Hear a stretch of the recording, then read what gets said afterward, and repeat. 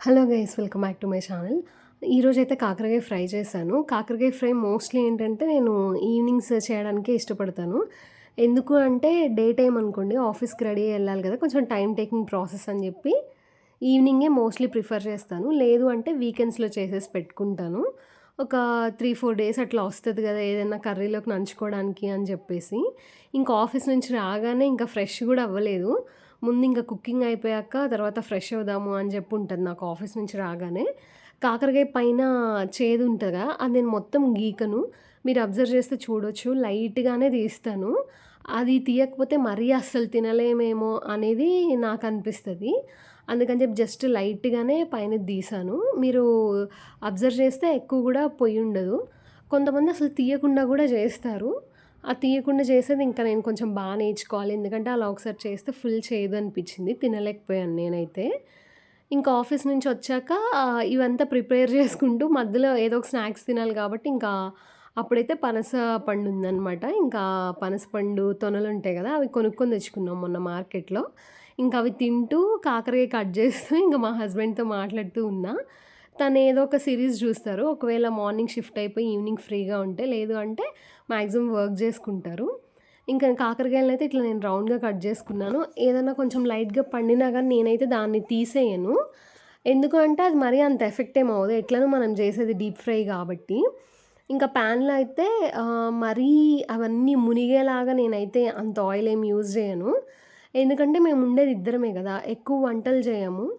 అదే ఇప్పుడు నలుగురు, ఐదుగురున్న ఇంట్లో అనుకోండి, ఒకవేళ దాన్ని డీప్ ఫ్రై చేసిన ఆయిల్ ఉన్నా గానీ, దాంతో మళ్ళీ ఏదైనా జేయొచ్చు. అండ్ మోర్ ఓవర్ ఏంటి ఇక్కడ కాకరకాయ ఫ్రై చేసిన ఆయిల్ అంటే కొంచెం చేదుగా అనిపిస్తది గదా! దాన్ని సెకండ్ టైమ్ యూజ్ చేయాలన్నా గానీ, అంటే చేస్తారో చేయరో గూడా నాకైతే తెలీదు. నేను ఒకసారి మా అమ్మని అడగాలి. బట్ నేనేంటంటే, మళ్ళీ అది సెకండ్ టైమ్ యూజ్ చేయలేమేమో అని జెప్పి, దానిలోనే అన్నీ సరిపోయేలాగా జేస్తాను.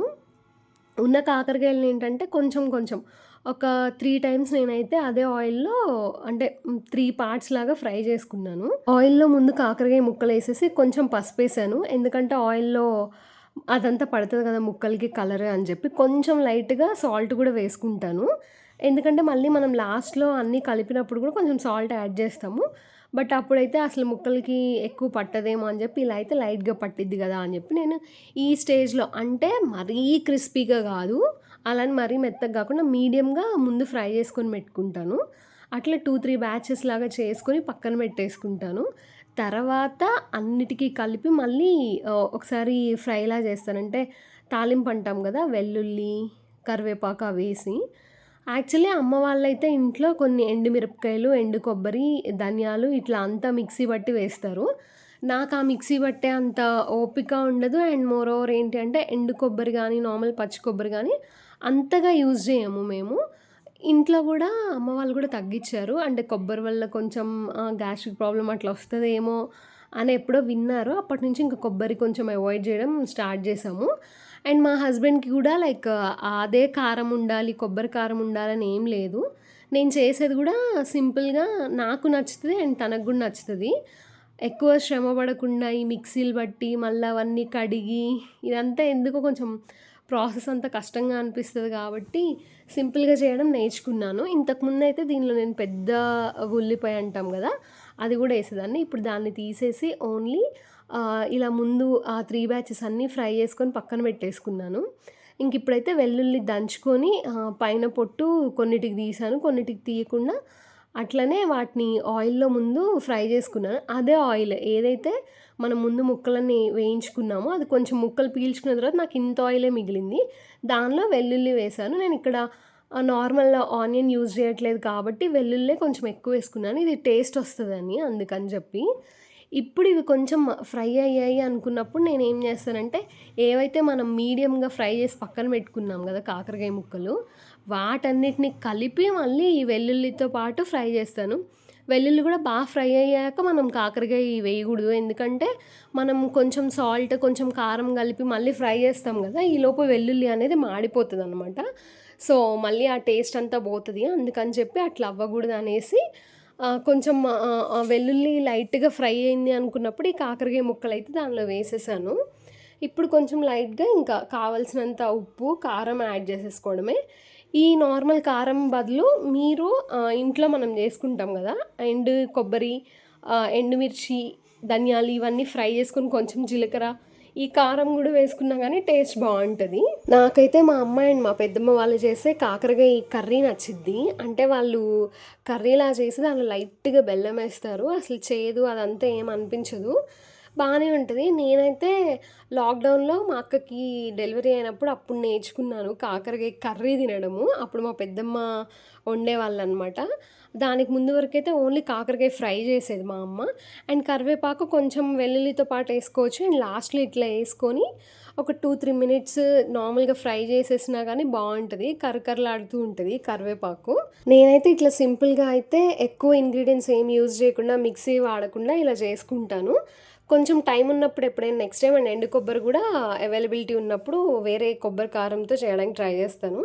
అండ్ ఆ రోజు డిన్నర్లోకి నాకైతే రైస్ తినాలనిపించలేదు, ఇంకా ఇడ్లీ బ్యాటర్ ఉంది, ఇంకా నేను దాంతోనే దోశ వేసేసుకున్నాను. నాకైతే ఇట్లా ఇడ్లీ బ్యాటర్తో దోశ వేసుకున్నప్పుడు ఏంటంటే దానిలోకి పచ్చిమిర్చి అండ్ కొంచెం ఆనియన్ వేసుకుంటే చాలు, నాకు చట్నీ కూడా అవసరం లేదు. ఆనియన్, పచ్చిమిర్చి ఫ్లేవర్తోనే లైక్ తినబుద్ధి అవుతుంది. మా హస్బెండ్ అయితే ఇంక రైస్ తినేశారు. నైట్ టైం ఇంకా డైలీ మా హస్బెండ్ ఓట్స్ పెట్టుకోవడం స్టార్ట్ చేశారు ఒక 10-15 డేస్ నుంచి. నేనైతే ఇంక చిన్నప్పటి నుంచి టిఫిన్ బ్యాచ్ కాబట్టి ఇడ్లీ, దోశ ఇలాంటివి లేకపోతే మనకి సాటిస్ఫాక్షన్ ఉండదు.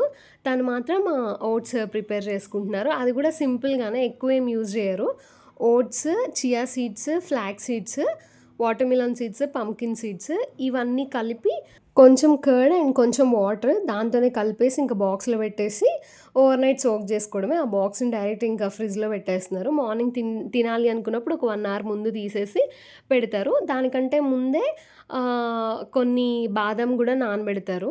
అండ్ మార్నింగ్ ఏంటంటే ఒక 3-4 డేట్స్ యాడ్ చేసుకుంటున్నారు అండ్ 1 అంజీర్. ఇంక ఇవి చాలు అని అనిపిస్తుంది అంటే తనకి, లైక్ హెల్దీగా ఉంది అంటే, ఫుల్ఫిల్లింగ్గా ఉంది, సాటిస్ఫాక్షన్గా ఉంది అంటే ఏవేవో తినట్లేదు అని చెప్పి.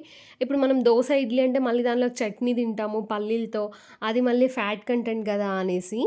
సో ఇది ఎలా ఉంటుందో అని చెప్పి తను కూడా స్టార్టింగ్లో కొన్ని తీసుకున్నారు, చిన్న ప్యాకెట్ తెచ్చుకున్నారు ఓట్స్.